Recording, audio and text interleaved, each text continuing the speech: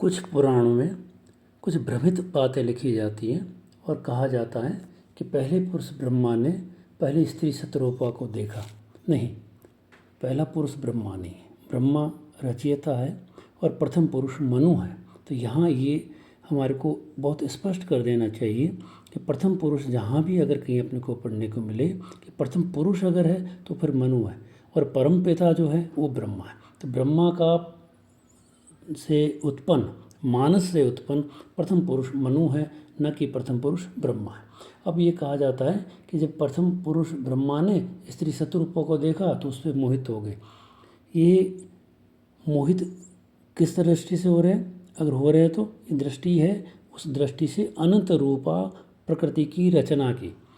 ब्रह्मा ने कहते हैं 5 सिर लगा लिए थे, चार दिशाओं के लिए, एक ऊपरी दिशा को देखने के लिए, ताकि किसी भी ब्रह्मांड के किसी भी क्षेत्र में जहाँ भी जो चीज़ उत्पन्न होती दिख जाए, जहाँ जो चीज़ सोच ली जाए, वो चीज़ वहाँ पैदा करने के उद्देश्य से ब्रह्मा ने अपनी शक्ति का प्रयोग किया और शतरूपा को उसके लिए माध्यम बनाया।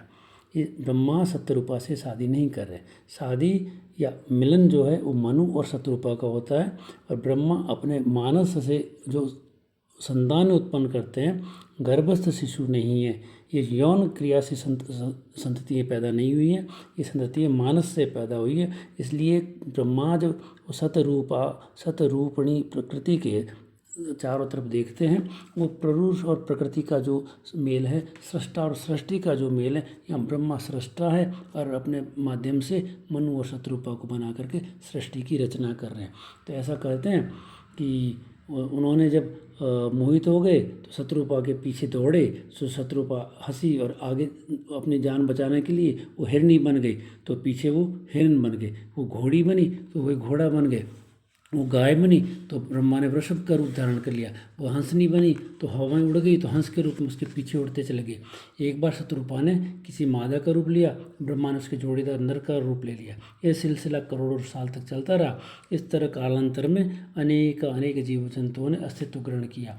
यहाँ ये है कि ब्रह्मा कल्पना कर रहे हैं प्रकृति के निर्माण की और निर्माण के लिए सहयोग ले रहे अपने ही मानस पुत्र मनु और अपने ही मानस से पैदा हुई पुत्री।